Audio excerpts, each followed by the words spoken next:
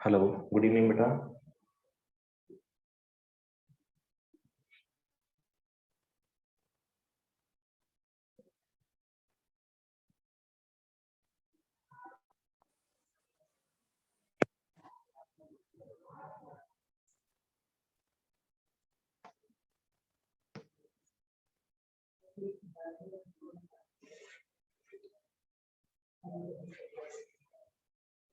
Am I audible to all of you?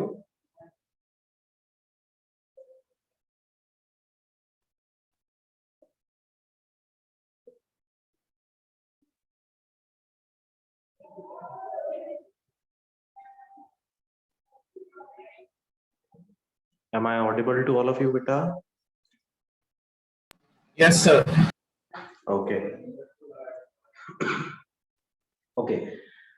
अच्छा, तो ये बताओ, मैंने आपके साथ एक टेबल शेयर की थी जिसके अंदर कुछ आपको डायमेंशनल फॉर्मूलाज दिए हुए थे, आप लोगों ने किए? Yes, sir. मेरे 20 हो गए थे। अच्छा, 20 हो गए हैं। अच्छा, और क्रिश किए कुछ? यस सर, 25 कर लो। अच्छा, लक्ष्य, वेदांश? तो मैंने 30 तक रीड कर लिए थे और हाँ 30 तक कर लिया। अच्छा बेटा, ये बताओ कुछ प्रॉब्लम आ रही थी उसके अंदर? No sir. कोई प्रॉब्लम नहीं है? तो कई चीजें थी जो पता नहीं थी। हाँ, तो बेटा वही उसी लिए बोला था मैंने पढ़ने के लिए कि जो चीजें नहीं पता है वो आप मुझे बताओ, मैं आपको वो चीजें एक्सप्लेन कर देता हूँ।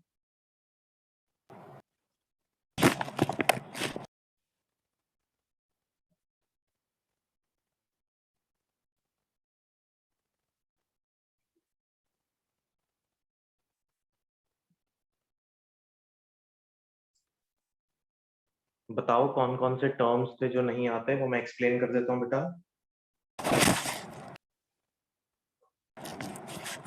सर डाउट्स होता हूँ सर। हाँ बताओ। सर एक स्पेसिफिक ग्रेविटी ओके। जिसका कुछ यूनिट नहीं था। अच्छा, मैं लिखता चलता हूँ, सब लोग वो टर्म्स मुझे बताते गए जिनमें आप लोगों को प्रॉब्लम आ रही है। जैसे सबसे पहली बताई स्पेसिफिक ग्रेविटी, दूसरा सर कोएफिशिएंट ऑफ रेस्टिट्यूशन। ठीक है सर, कोफिशिएंट ऑफ रेस्टिट्यूशन, और sir tension. Tension. Okay, next.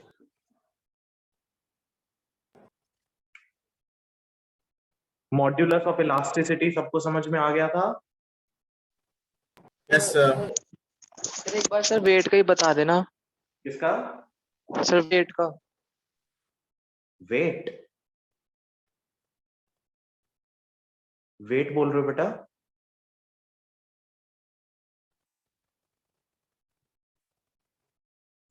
एक बार फिर बोलो, वेट था या रेट था?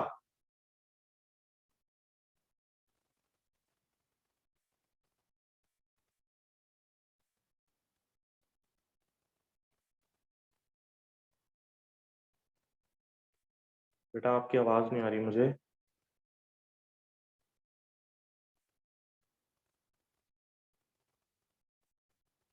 अच्छा चलो, मैं मान के चल रहा हूं कि आपने पूछा रेट ऑफ फ्लो, या फिर आपने पूछा था वेट, और sir normal reaction. Normal reaction, ठीक है।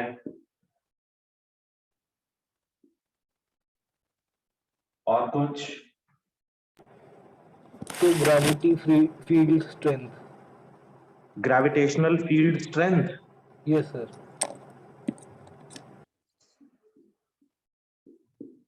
ग्रेविटेशनल फील्ड स्ट्रेंथ, और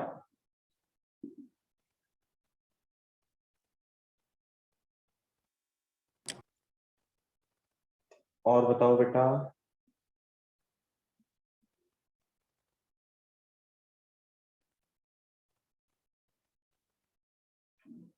बस इतनी चीजें हैं।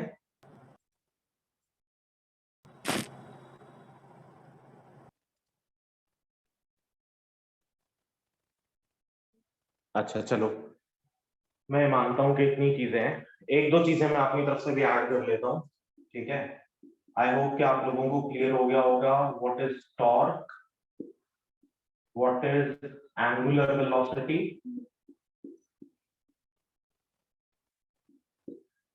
And what is moment of inertia.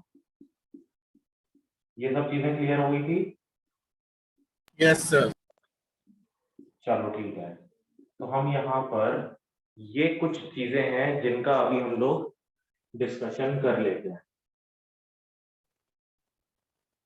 अच्छा जी, चलो let's start with specific gravity. सबसे पहले बेटा, specific gravity is nothing but relative density.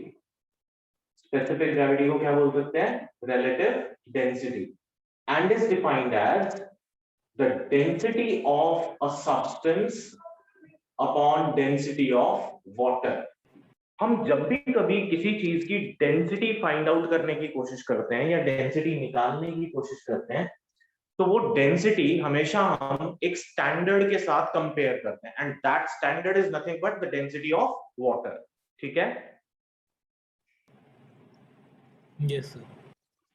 अब किसी भी चीज की डेंसिटी आप निकालो, मान लो कि आप ये कहते हो कि कोई एक ऑब्जेक्ट है, how much heavier it is, ठीक है।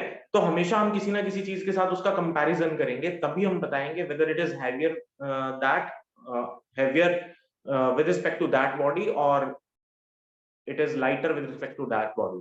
जैसे हम लोग लेट से आजकल सैनिटाइजर सभी लोग यूज करते हैं, ठीक है। अब सैनिटाइजर की अगर हम लोग बात करें तो सैनिटाइजर का जो मेन कंपोनेंट होता है वो होता है इथाइल अल्कोहल। अब अल्कोहल वाटर में डिसॉल्व हो जाता है और आपने 10th क्लास में उसकी प्रॉपर्टीज भी पढ़ी होंगी, ठीक है, carbon and it's compounds chapter के अंदर पढ़ा था Yes, sir. That it is lighter than air. आप कभी भी सैनिटाइजर को अपने हाथ पे डालो, ठीक है, तो विद इन फ्यू सेकेंड्स, वैसे तो सैनिटाइजर डालते ही आपको अपने हाथ पर एक ठंडा सा सेंसेशन फील होता है, and with in few seconds वो सैनिटाइजर हाथ पे से उड़ भी जाता है। इसका मतलब क्या हुआ कि एक तो वो वाटर से हल्का है, दूसरा वाटर में डिसॉल्व भी हो जाता है, तीसरी इंपॉर्टेंट बात कि एयर के अंदर भी वो, मतलब हमारी बॉडी टेम्परेचर की वजह से ही इवेपोरेट हो जाता है। तो कहने का मतलब अगर हम उसकी डेंसिटी निकालें तो its density is less than water. Water की जो डेंसिटी होती है that is 10 raised to the power 3 kg per meter cube, और किसी और ऑब्जेक्ट की डेंसिटी अगर आपने निकाली तो that can also be measured in kg per meter cube। So we are left with nothing, तो यानी यहां पर हमारे पास कुछ भी नहीं बचा, we are left with x only, the number x। Okay, अगर हमने कहा था कि density of the substance is x kg per meter cube है और वाटर की कितनी है 10 to the power 3 kg per meter cube, तो we are left with x upon 10 to the power 3 with no units। यानी रिलेटिव डेंसिटी क्या है? एक रेशियो है और इसकी कोई भी यूनिट नहीं होती, so it is a unitless quantity, ठीक है। और इसका डायमेंशनल फॉर्मूला होगा m0 l0 t0, right? Yes, sir. Okay, the next is coefficient of restitution।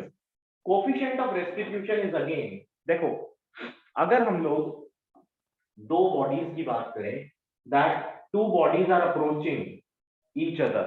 अब कोई जरूरी नहीं है कि दो बॉडीज अप्रोच कर रही हैं एक दूसरे को तो एक बॉडी इस तरफ चले और दूसरी बॉडी इस तरफ चले, ऐसा भी हो सकता है, both of them are moving in the same direction, but जो पीछे वाली बॉडी है उसका वेलोसिटी ज्यादा है आगे वाली बॉडी के रिस्पेक्ट में, तो ये बॉडी इसको अप्रोच करेगी, इसको हिट करेगी जाके, ऐसा एक कोलिजन का केस हो सकता है। Yes, sir. अब ऐसा अगर होगा तो let's say this body is moving with initial velocity u1, this one is moving with initial velocity u2, तो कंडीशन ऑफ कोलिजन क्या होना चाहिए कि u1 must be greater than u2। Yes, sir. तो कोफिशिएंट ऑफ रेस्टिट्यूशन को e से represent करते हैं and it defines the ratio of velocity of separation. Velocity of separation. Separation का मतलब हुआ आफ्टर कोलिजन दोनों बॉडीज एक दूसरे से दूर दूर जाने की कोशिश करेंगे, ठीक है, अपॉन वेलोसिटी ऑफ अप्रोच, ठीक है। अब आप एक सिचुएशन इमेजिन करो, लेट्स से कि एक बॉडी मूव कर रही है with a certain velocity v और उसके पीछे एक और बॉडी आ रही थी और उस बॉडी की वेलोसिटी ज्यादा थी, तो वो पीछे से आएगी, आगे वाली बॉडी को हिट करेगी, हिट करने के बाद ऑब्वियसली आगे वाली बॉडी और आगे की तरफ मूव करेगी जबकि पीछे वाली बॉडी की वेलोसिटी कम हो जाएगी। It means now this is the separation of two bodies, यानी with different velocity. We are taking the velocity of separation upon velocity of approach, or coefficient of restitution is basically the ratio of velocity of separation to velocity of approach. Now again velocity minus velocity is velocity, ठीक है, तो यहां पर आपको क्या मिलेगा, unit मिलेगा metre per second, again this is metre per second and is again a unitless quantity, ठीक है। Okay, sir. m0 l0 t0, right? Yes, sir. Okay, what is the next? Tension. अब बेटा टेंशन कुछ नहीं होता, tension is a force, ठीक है, ध्यान से देखना। लेट्स से कि आपके पास ये एक बॉडी है जिसको कि आपने सस्पेंड करा एक किसी भी थ्रेड के साथ, या हम कहेंगे किसी वायर के साथ। अगर मैं किसी बॉडी को किसी वायर या किसी थ्रेड के साथ सस्पेंड करूं तो क्या होगा, वायर के अंदर एक टेंशन क्रिएट हो जाएगी ना।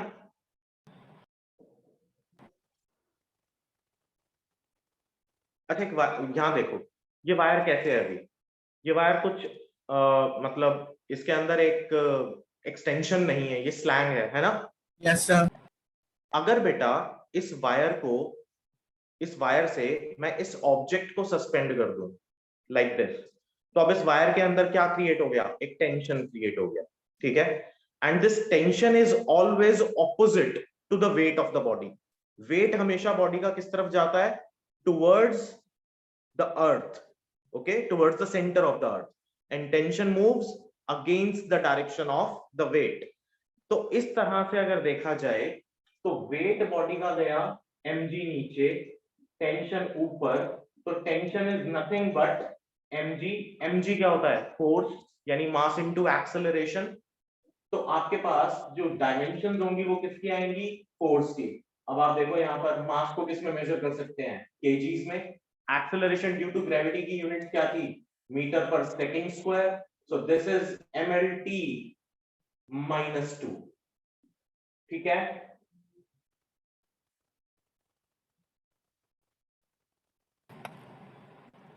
Is this okay? Yes, sir. सभी लोगों को ये वाली बात क्लियर है बेटा? Yes, sir. क्रिश क्लियर है?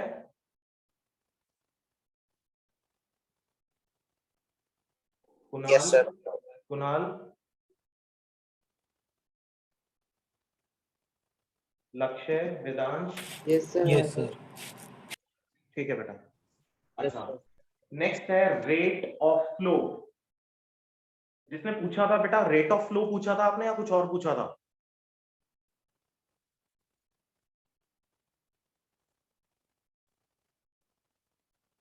चल कोई, rate of flow, rate of flow होता है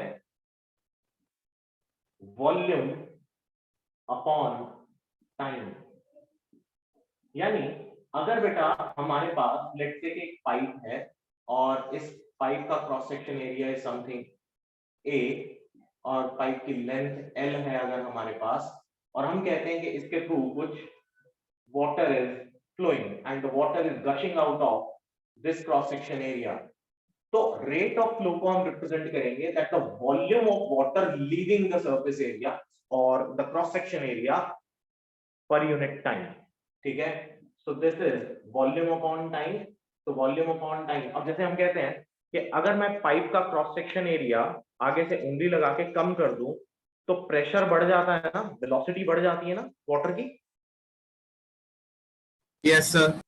और अगर वाटर की वेलोसिटी बढ़ जाएगी तो वॉल्यूम पर सेकेंड भी हो जाएगा। हाँ जी। और या फिर अगर आप इसके आगे इसका क्रॉस सेक्शन एरिया रिड्यूस करें या ना करें, बट जहां से वाटर आ रहा था वहां से आप वाटर का प्रेशर अगर बढ़ा दें तो amount of water leaving per unit time that will be increased. Yes, sir. तो इसको हम लोग बोलते हैं रेट ऑफ फ्लो, यानी वॉल्यूम पर यूनिट टाइम। अब वॉल्यूम क्या होता है? एल क्यूब, यानी मीटर क्यूब होती है वॉल्यूम की यूनिट, और अपॉन टाइम इज सेकेंड। तो this will be m0 L3 t-1। Okay, next है weight. Weight is nothing but mass into acceleration due to gravity. अभी मैंने इसको डिस्कस करा ऊपर।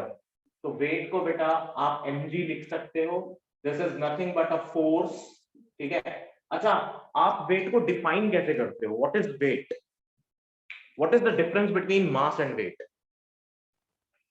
सर मास एक फिजिकल चीज के अंदर किसी जितना चीजें भरी होती है उसे कहते हैं वेट है मास इनटू एक्सेलरेशन की ऑफ कॉज बाय ग्रेविटी मास को कितना खींचती है। देखो, हाँ काफी हद तक ठीक बात है। Mass is the amount of matter present in a body and weight is the force with which earth attracts a body towards itself. Okay, अब अगर आप डिफरेंट पोजीशंस पे जाओ अर्थ में भी, लेट्स से कि आप इक्वेटर पे रहते हो, ठीक है, और कुछ दिन के लिए आप इक्वेटर से निकल के पोल्स पे चले जाओ, do you know there will be some change in your weight? It's not due to the gain in weight, आपने वेट गेन नहीं करा, इट इज ड्यू टू, और द वेट लूज भी नहीं करा, it is due to the change in acceleration due to gravity. Poles पे acceleration due to gravity ज्यादा होती है और इक्वेटर पे एक्सेलरेशन ड्यू टू ग्रेविटी कम होती है। तो जो कोई भी लोग पोल्स पे रहते हैं, अगर वो इक्वेटर पे आ जाए तो वहां पर उनको उनका वेट ऐसा लगेगा कि रिड्यूस हो गया, they have lost some amount of kgs, but ऐसा नहीं है। मास तो वही था, बट इस पर्टिकुलर केस के अंदर acceleration due to gravity vary कर रही। Okay, Yes, sir. Yes same is the case with the weight on earth and the weight on moon। अब आपने क्लास 9th के अंदर ये वाला कॉन्सेप्ट पढ़ा था कि आपको ये बताया गया था कि that the acceleration due to gravity on the surface of moon is 1/6 times the acceleration due to gravity on surface of earth, है ना? Yes, sir. सर अर्थ पे एक्सेलरेशन ड्यू टू ग्रेविटी होती है 9.8 metre per second square and that is the average value. हर अलग अलग जगह पे मोर देन 1 लाख पॉइंट्स के ऊपर अगर आप एक्सेलरेशन ड्यू टू ग्रेविटी निकालते हैं और फिर बाद में उसका मीन ले लेते हैं, then it comes out to be 9.8 metre per second square, 9.81, ठीक है, मीटर पर सेकंड स्क्वायर। लेकिन हर जगह पे जब आप निकालेंगे तो अर्थ एक परफेक्ट स्फीयर ना होने की वजह से अर्थ का रेडियस सभी जगह अलग अलग है, that is why acceleration due to gravity generally vary कर जाता है। ठीक है, तो acceleration due to gravity is maximum on the poles and it is minimum on the equator। ठीक है, ओके सर चलो, तो फोर्स ही हुआ और इसका डायमेंशनल फॉर्मूला आपके पास हो जाएगा mlt -2। Now let's move on to the next one, normal reaction. अब नॉर्मल रिएक्शन क्या है?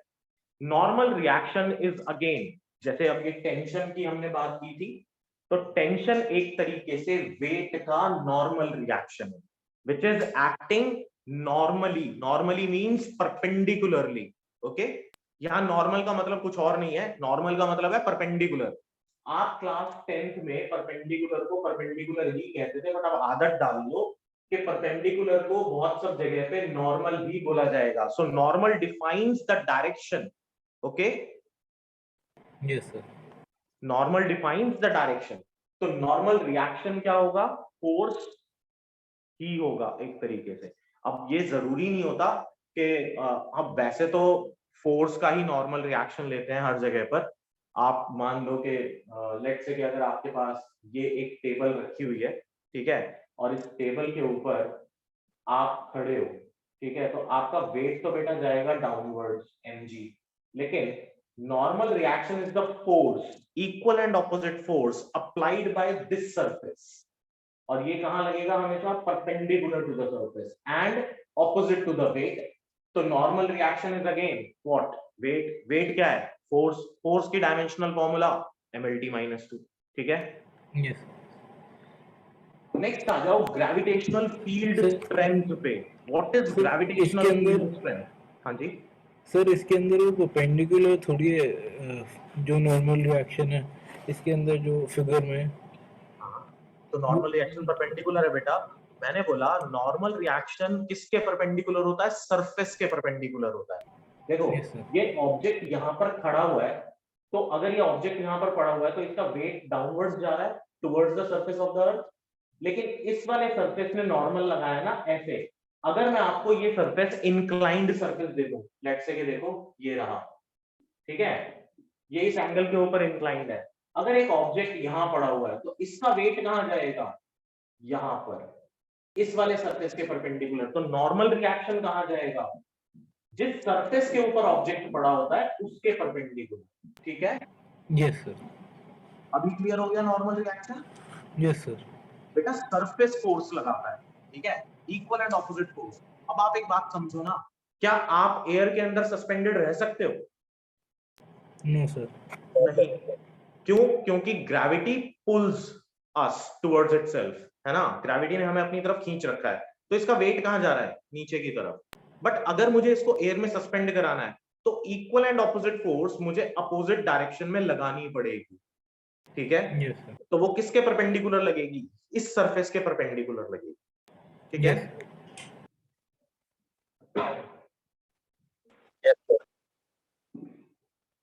तो नॉर्मल रिएक्शन क्लियर हो गया सबको? तो ये फोर्स ही है। अब आ जाओ ग्रेविटेशनल फील्ड स्ट्रेंथ पे। What is gravitational field strength? Gravitational field strength होता है बेटा, इसका फॉर्मूला है gm/r² and is nothing but intensity of gravitation, ठीक है। और इसको हम लोग डिफाइन करते हैं as the force per unit mass, gravitational force per unit mass, ठीक है। ग्रेविटेशनल फील्ड स्ट्रेंथ को ही हम इंटेंसिटी ऑफ ग्रेविटेशन भी कहते हैं। क्या बोलते हैं? Intensity of gravitation. और इंटेंसिटी ऑफ ग्रेविटेशन को बोला जाता है force per unit mass. Let's say कि वी हैव टू बॉडीज, और दो बॉडीज के बीच का जो ग्रेविटेशनल फोर्स होगा that will be given by gmm/r², और ये वाला m नीचे हमने डिवाइड किया, सो this is nothing but gm/r², ठीक है। यस सर अब सिंपल सी बात है, मैं डायरेक्टली लिख दूं, फोर्स को हम क्या बोलते हैं बेटा? mlt-2 अपॉन m से m कैंसिल आउट हो गया, तो we are left with lt-2। तो आप m को 0 भी लिख सकते हो, सो m0 lt-2, ठीक है। यस सर क्लियर है बेटा सबको? यस सर लक्ष्य और वेदांश क्लियर है बेटा? Yes sir yes sir Kunal yes sir clear है बेटा? यस सर क्लियर है। अच्छा, चलो let's move on to the next one. What is torque? Sir dot का कोई ऐसा आइडिया नहीं है स्पेसिफिकली। अच्छा चलो ठीक है, मैं बताऊं। टॉर्क की पहले डेफिनेशन लिख लो, that it is the rotational effect produced in a body, it is the rotational effect produced in a body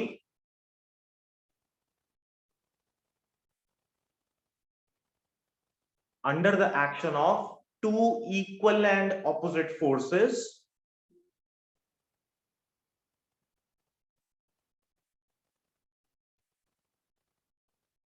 under the action of two equal and opposite forces acting tangentially on the surface of the body.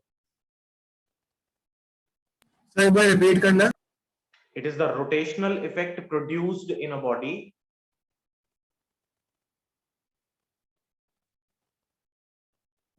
under the action of under the two equal and opposite forces acting tangentially on the surface of the body.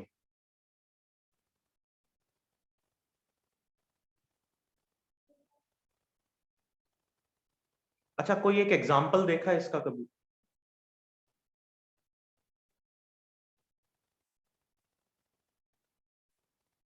Sir वो शायद car के engine में जो pistons होते हैं उनका, car के rim में पिस्टन्स? कार के इंजन में जो पिस्टन्स होते हैं।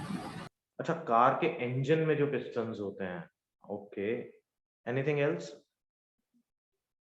क्योंकि कार के इंजन के पिस्टन्स देखना तो बड़ी महंगी चीज है, हर कोई नहीं देख पाएगा ना। कार का इंजन खोल के पिस्टन का काम कैसे देखा जाएगा? Yes sir. कोई आसान चीज बताओ जो डेली लाइफ में कहीं देखी। Sir fan. Fan? Actually fan में एटलीस्ट हमारे पास 3 विंग्स होते हैं, और 2 विंग वाला फैन हो सकता है, एग्जांपल हो सकता है वो। अच्छा देखो, सबसे बेस्ट एग्जांपल, पेन है ना आपके हाथ में, और ये जो पेन है इसका सरफेस कैसा है? सिलिंड्रिकल सरफेस है? Yes sir. अगर आप इसको मूव कराने की कोशिश करो, मतलब अपने हाथों के बीच में लेके आप इसको रब कराओ, तो देखो एक हाथ आपका आगे जाता है और दूसरा पीछे जाता है, यस सर। और इस तरह से डायरेक्शन रिवर्स हो जाती है। तो यानी Yes, sir. एक फोर्स लग रही है in the forward direction tangentially to the surface. Tangential का मतलब होता है tangent is a line which basically touches only one point on the surface of the circle, है ना? Yes sir. अब आप यहाँ देखो, इसका सरफेस कैसा है? सर्कुलर है ना, सिलिंड्रिकल है ना? यानी अगर मैं इसको डिवाइड करने की कोशिश करूं तो बहुत पतले पतले रिंग्स के अंदर इसको डिवाइड कर सकता हूं। Yes sir. तो अब जब हम इस पे फोर्स लगा रहे हैं तो एक फोर्स पीछे की तरफ जा रहा है और एक फोर्स आगे की तरफ जा रहा है। Yes sir. ठीक है, एक तो ये हो गया, यहाँ पर टॉर्क प्रोड्यूस हो रहा है। ठीक है, दूसरी एक और चीज देखो, इसी पेन को अगर मैं ऐसे रखूं, एक फोर्स इस तरफ लगाऊं, यानी कि इसको ऐसे मूव कराऊं, तो इसका दूसरा एंड कहां जा रहा है? पीछे जा रहा है ना। यानी इस पे फोर्स लग रही है पीछे की तरफ और इस पे फोर्स लग रही है आगे की तरफ, तो automatically 2 equal and opposite forces are acting. Sir yes sir. क्या होता है? देखो बेटा, यहाँ पर अगर मैं आपको ये एक बॉडी दूं, ठीक है, आप क्या करते हो, सभी लोग स्कूल में जैसे पेन फाइट वगैरह खेलते हो, ठीक है, अगर ये ऑब्जेक्ट यहाँ पड़ा हुआ है तो आप इसके ऊपर जब फोर्स लगाओगे ऐसे, तो ये तो ऊपर की तरफ जा रहा है, लेकिन ये पार्ट कहाँ आ रहा है? नीचे की तरफ आ रहा है ना। Yes, sir. So these are 2 equal and opposite forces acting tangentially, और उसका रिजल्ट क्या हुआ कि अपने एक फिक्स्ड एक्सिस के अबाउट ये ऑब्जेक्ट रोटेट करना शुरू कर देता है। ठीक है, करता है। हाँ जी सर। अब ये करो, सब लोग बैठे बैठे अपना पेन अपनी टेबल पे रखो और यहाँ पर फोर्स लगाओ, ठीक है, ऐसे करके, और देखो क्या होगा, वो अपने सेंटर के अबाउट रोटेट करना शुरू कर देगा। हाँ जी सर। इसका मतलब एक रोटेशनल इफेक्ट प्रोड्यूस हुआ बॉडी के अंदर। तो torque is defined as, torque को बेटा हम टाउ से रिप्रेजेंट करते हैं, this is a special symbol, ठीक है, और इसको हम बोलते हैं टाउ। ठीक है, ओके सर। ऐसे बनाएंगे टाउ। तो tau is equal to force into perpendicular distance. अब परपेंडिकुलर डिस्टेंस कहां से? इस एक्सिस से about which it is rotating. तो ये आपका आर हुआ, ये हुआ फोर्स, तो फॉर्मूला हो गया F इंटू आर। तो F इंटू आर, फोर्स का dimensional formula is mlt minus 2, और R का L, so this will be ml2p minus 2. Clear है टॉर्क? Yes sir. डिस्टेंस कहाँ से था? डिस्टेंस बेटा एक्सिस ऑफ रोटेशन से। जब आप इस पेन के ऊपर फोर्स लगाओगे तो आप देखोगे कि ये एक एक्सिस के about it starts rotating like this, ठीक है। Yes sir. तो इस सेंटर से लेके पॉइंट ऑफ एप्लीकेशन जहां पर फोर्स लग रही है, ये वाला डिस्टेंस लेते हैं। Yes sir. क्लियर है ये वाली बात?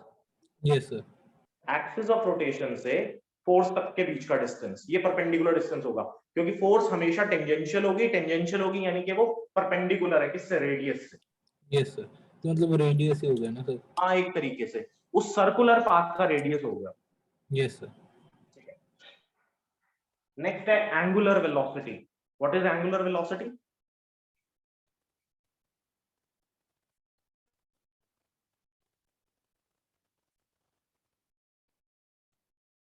क्या होती है बेटा एंगुलर वेलोसिटी?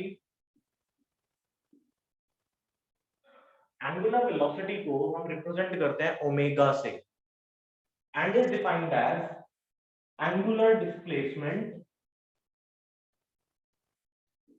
Upon time. ठीक है,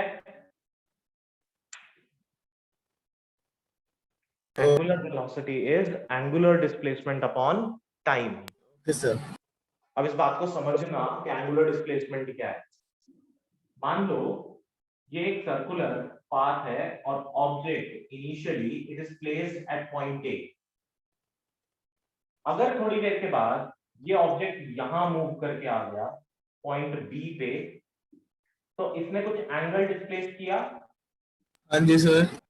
this displaced angle is theta, तो एंगुलर डिस्प्लेसमेंट क्या हो गई, थीटा, यानी omega is equals to theta upon T. ठीक है, ओके सर। अब बेटा ये जो थीटा की हम बात करते हैं, थीटा की कोई यूनिट्स नहीं होती हैं, हम इसको किसमें कैलकुलेट करते हैं, रेडियंस के अंदर। ठीक है, हाँ जी सर। डिग्रीज को रेडियंस में कन्वर्ट कर लेते हैं, और रेडियन की कोई डायमेंशन नहीं होती है, it is a dimensionless quantity. तो अल्टीमेटली ये क्या बन जाएगा, m0 l0 t माइनस 1। ठीक है, m0 l0 t minus 1। Clear है? Yes sir. Yes sir, sir तो हाँ जी बेटा,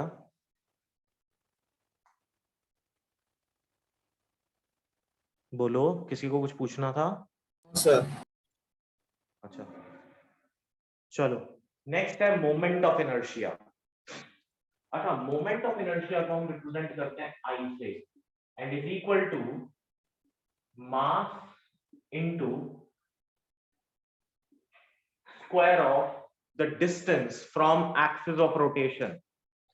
अगर कोई बॉडी अपने एक्सिस के अबाउट रोटेट करे तो इसका अपना क्या होगा, मोमेंट ऑफ इनर्शिया होगा। इनर्शिया का मतलब क्या होता है?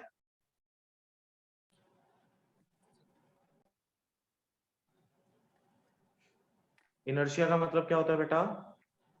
सर वो बॉडी मूवमेंट या रेस्ट में रहती है। इनर्शिया का मतलब होता है the property by virtue of which body opposes any change in its state of rest or of uniform motion। Body जिस भी तरह की कॉन्फ़िगरेशन के अंदर है, वो उस कॉन्फ़िगरेशन में आने वाले चेंजेस को क्या करेगी, अपोज करेगी, और ऐसे वाले ऑपोजिशन को हम क्या बोलते हैं, इनर्शिया बोलते हैं। नाउ लेट्स से कि हमने बॉडी के ऊपर two equal and opposite forces apply किए थे। ठीक है, तो बॉडी रोटेट करने लगी, हमें पता लगा कि बॉडी के अंदर कुछ टॉर्क जनरेट हो गया and body is rotating about an axis. ठीक है, यस सर तो अब क्योंकि ये रोटेशनल मोशन में है, तो जो इनर्शिया ये ऑफर करेगी उसको हम लोग क्या बोलेंगे, रोटेशनल इनर्शिया या फिर मोमेंट ऑफ इनर्शिया। ठीक है, और इसका फॉर्मूला होता है mr², mass into square of this perpendicular distance, जो कि अभी आपने बोला था कि ये रेडियस होगा। हाँ, मान लिया रेडियस होगा, अगर ये सर्कुलर पाथ पे जा रही थी तो रेडियस ही होगा। ठीक है, तो मास into square of this distance is called moment of inertia. ठीक है, यस सर। सर ये एक ऑब्जेक्ट के लिए कांस्टेंट ही रहेगा अगर एक ही ऑब्जेक्ट अपने एक्सिस पे रोटेट कर रहा है? हाँ बेटा, इट डिपेंड्स कि भाई हर ऑब्जेक्ट के लिए अलग होता है, हर सिमेट्री के लिए अलग होता है। देखो, इसी पेन का मोमेंट ऑफ इनर्शिया अगर मैं इसको ऐसे रोटेट करा रहा हूं, ठीक है, तो इसको ज्यादा रेजिस्टेंस मिलेगी एयर की वजह से भी, यस सर। तो इसका मोमेंट ऑफ इनर्शिया ज्यादा होगा। लेकिन अगर मैं इसको ऐसे रोटेट कराना शुरू कर दूं, तो now this is rotating about this axis ना। Yes sir. ठीक है, तो इसका रेडियस क्या हो गया, छोटा हो गया, तो मोमेंट ऑफ इनर्शिया कम हो जाएगा। यस ठीक है। तो moment of inertia mass into R square, तो मास की यूनिट होती है KG, R square is metre square, तो डायमेंशनल फॉर्मूला इज m1L2T0। ठीक है, ठीक है बेटा। Yes sir. कोई और क्वांटिटी बेटा इन 10 के अलावा जो कि आपको ना क्लियर हुई हो?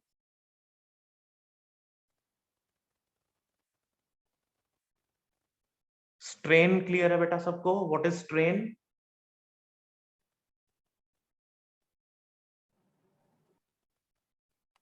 सर अभी वो पढ़ी नहीं थी, सर मैंने अच्छा, खाली पढ़ी नहीं 30 थी। तक किया।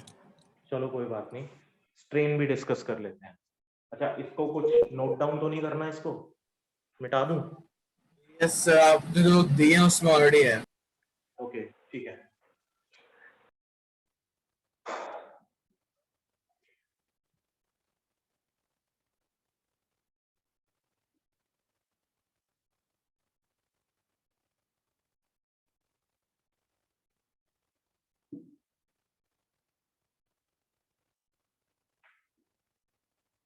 सर 45 तक याद करने हैं ना? हाँ बेटा, 45-50 तक तो करने ही करने हैं, इतना तो जरूरी है करना। Okay sir. ठीक है, एंगुलर वेलोसिटी इज 50th, है ना? तो यहां तक तो आप कर ही लो।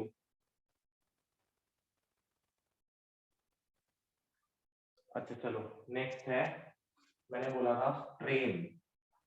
अच्छा, स्ट्रेन होता क्या है? स्ट्रेन होता है बेटा change in configuration upon original configuration. ठीक है, मान लो कि आपके पास एक वायर है, इसको आपने किसी भी एक रिजिड पार्ट के साथ सस्पेंड किया, तो ये वायर या ये थ्रेड जब सस्पेंडेड होगा तो जैसे मैंने पहले बताया था कि ये बिल्कुल ऐसे ढीला सा सस्पेंडेड होगा and there will be no extension in that. ठीक है, and there will be no tension in that. लेकिन अगर मैं इसके साथ कोई एक हैवी चीज सस्पेंड कर दूं तो ये ऐसे स्ट्रेच हो जाएगा।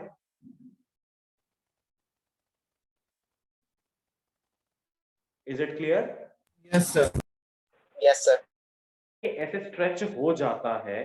ठीक है, तो जनरली बेटा व्हाट हैपेंस कि वायर्स के साथ आफ्टर, अब मैं मान लूं कि इनिशियली इसकी लेंथ थी कुछ L1, ठीक है, तो जब मैं इसको किसी वेट के साथ सस्पेंड कर दूं तो इसके अंदर कुछ एक्सटेंशन आ जाती है और ये जो लेंथ है, final length is now L2। ठीक है, तो चेंज इन लेंथ कितना हुआ? चेंज इन लेंथ हो जाएगा delta L which is equal to L2 minus L1। ठीक है, ओके सर। तो इस चेंज इन लेंथ की यूनिट क्या होगी? मीटर। अगर मैं इसको ओरिजिनल लेंथ से डिवाइड कर दूं L1 से, तो L1 की यूनिट भी क्या होगी? मीटर। कैंसिल आउट हो गया, so this is m0 l0 t0। again, strain is a unitless quantity, okay? Okay sir. ठीक है, अब ये जरूरी नहीं है कि लेंथ के लिए ही हो, ये वॉल्यूम के लिए भी हो सकता है, ये आपका एरिया के लिए भी हो सकता है। लेट्स से कि आपके पास एक बलून है, ठीक है, अब आप बलून के अंदर एयर फिल करो या वाटर फिल करो तो वो एक्सपैंड कर जाता है, there will be some change in volume, होगा ना? Yes sir. तो that change in volume upon original volume अगर हम निकालेंगे तो it is called volumetric strain. Strain तीन तरह का होता है। पहला, जहां पर हम लेंथ की बात करेंगे तो this is called longitudinal strain. लेकिन अगर मैं ये टर्म्स बेटा लिख लेना कि अगर change in length upon original length हो तो ये लॉन्गिट्यूडिनल स्ट्रेन होता है। दूसरा, वॉल्यूमेट्रिक स्ट्रेन,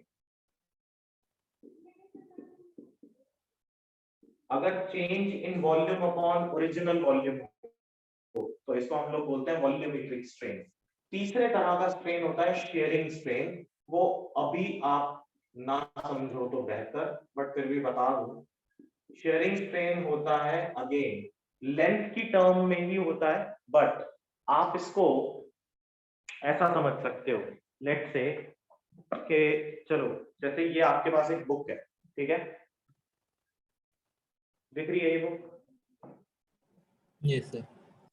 अगर मैं इसके ऊपर एक टेंजेंशियल फोर्स लगाऊं तो देखना क्या होगा, इसकी शेप में कुछ चेंज आ जाएगा, देखना जरा यहाँ पे, ठीक है। अगर मैं इसके ऊपर एक टेंजेंशियल फोर्स लगाऊं तो इसकी शेप में चेंज आ गया,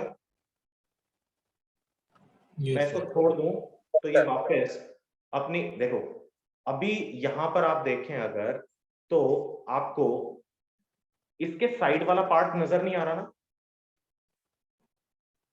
नहीं आ रहा ये वाला पार्ट, यस सर, नहीं आ रहा। लेकिन बेटा अगर मैं इसके ऊपर एक टेंजेंशियल फोर्स लगाऊं तो तरफ निकल गया, कीपिंग द बेस फिक्स्ड। मैं इसके ऊपर अगर एक टेंजेंशियल फोर्स लगाऊं तो इसकी कॉन्फ़िगरेशन में कुछ चेंज आ गया ना।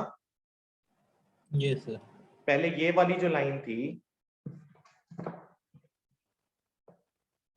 इसको समझो ऐसे, अभी ये बिल्कुल स्ट्रेट है, परपेंडिकुलर है, कोई दिक्कत नहीं है, ठीक है, यस सर। ये भी बिल्कुल स्ट्रेट है, परपेंडिकुलर। अगर मैं इसके ऊपर फोर्स लगाऊं तो इसकी देखो टेंजेंशियल फोर्स लगाने से कुछ चेंज आ गया ना इसके अंदर,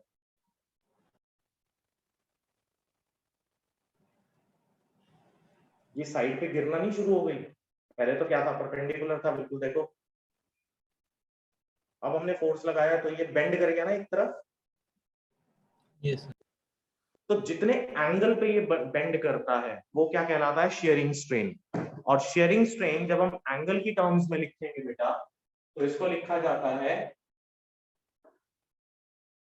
change in length upon side.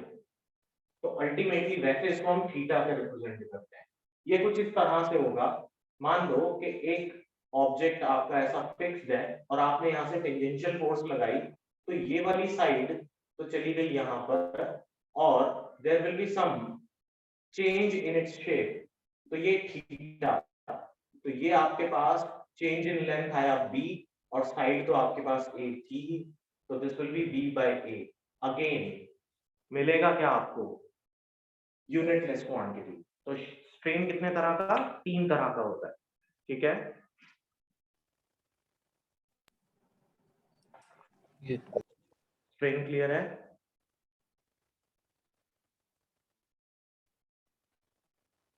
बेटा स्ट्रेन क्लियर है सबको? कुणाल स्ट्रेन क्लियर है बेटा? यस सर है। लक्ष्य, yes sir. Vedansh, yes sir. Yes अनुभव, अनुभव,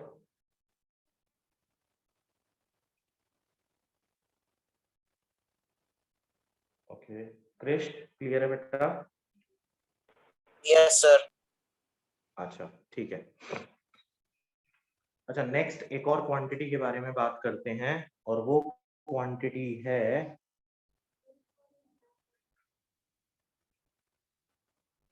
मॉड्यूलस ऑफ मॉड्यूल, हाँ बोलो बेटा बोलो। स्ट्रेस। अच्छा स्ट्रेस, चलो ठीक है, स्ट्रेस के बारे में बात कर लेते हैं। अच्छा ये बताओ, स्ट्रेस स्ट्रेस होता है नॉर्मल स्ट्रेस। स्ट्रेस का मतलब क्या है, नॉर्मल।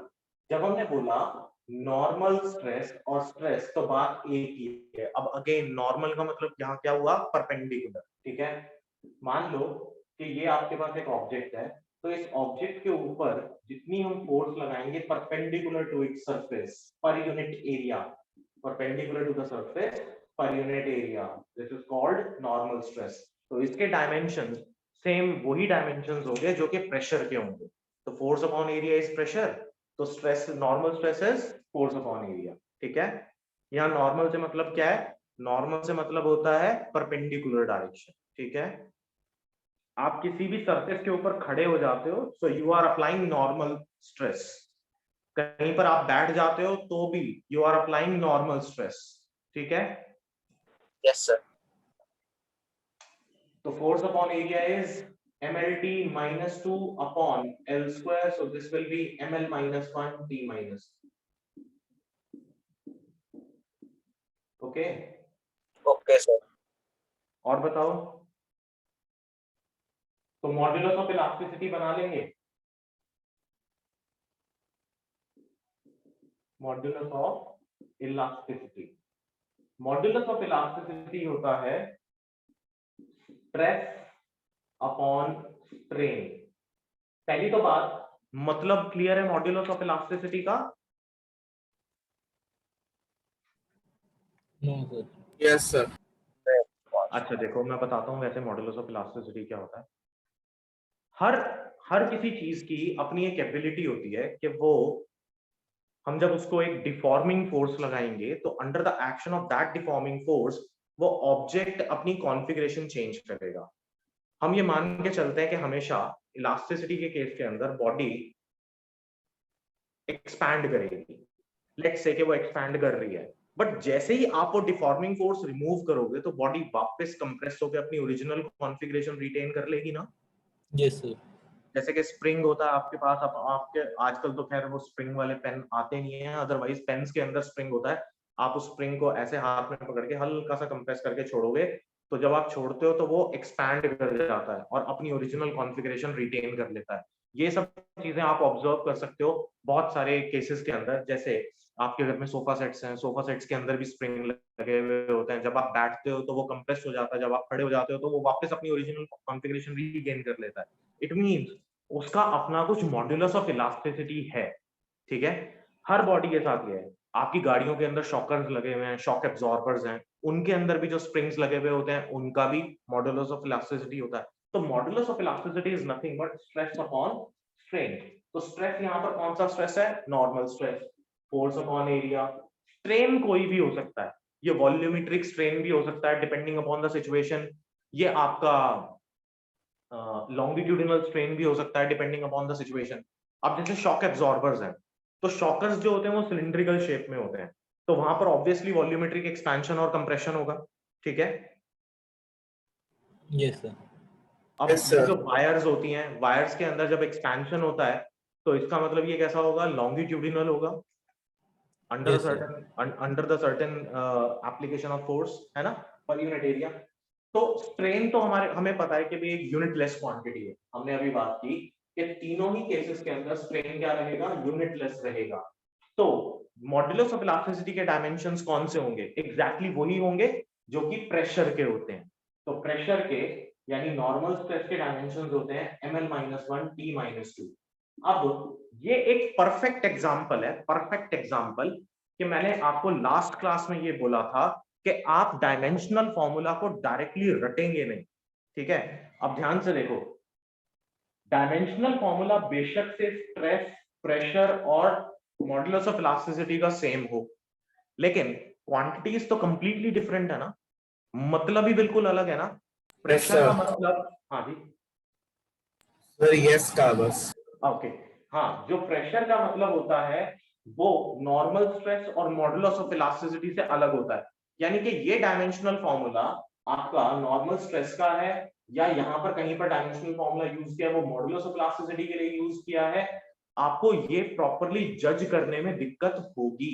इसीलिए मैंने आपको बोला कि आप फॉर्मूलाज याद करो, बेस फॉर्मूलाज। बेस फॉर्मूला ये होते हैं, modulus of elasticity is equal to stress upon strain, ये एक बेस फॉर्मूला है। तो आप बेस फॉर्मूलाज याद करो, बाकी कुछ मत करो, ठीक है। डायमेंशंस तो बन जाएंगी क्योंकि एसआई यूनिट्स हमें पता है कि वही होती हैं। अगर हमें ये पता होगा कि बेस फॉर्मूला क्या है और उसकी एसआई यूनिट्स हम निकाल सकते हैं, तो डायमेंशनल फॉर्मूला लिखना कोई बड़ी चीज, ठीक है। Yes, तो sir. रटना नहीं है dimensional formula, okay, Yes, sir. ठीक है। तो मॉडुलस ऑफ इलास्टिसिटी क्लियर हो गया, ठीक है ना बेटा? Yes. Yes sir. अच्छा, अच्छा नेक्स्ट एक चीज ये बताओ, कंप्रेसिबिलिटी क्या होती है? What is compressibility?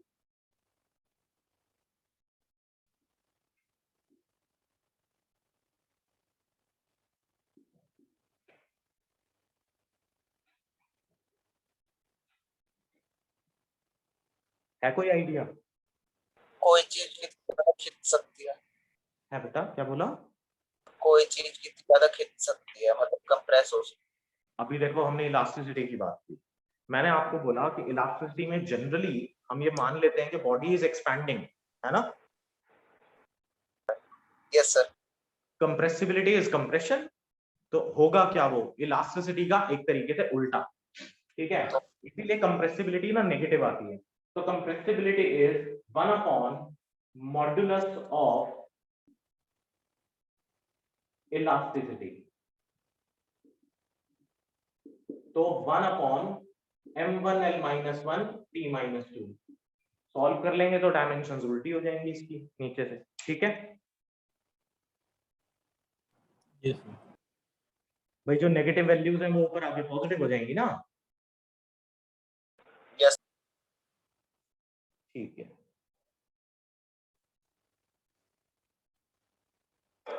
तो ये प्रेशर का इनवर्स होता है एक तरीके से, या स्ट्रेस का इनवर्स होता है। तो आई होप जो सब चीजें आज हमने की ये क्लियर हो गई होंगी और बची हुई क्वांटिटीज आप कर लोगे।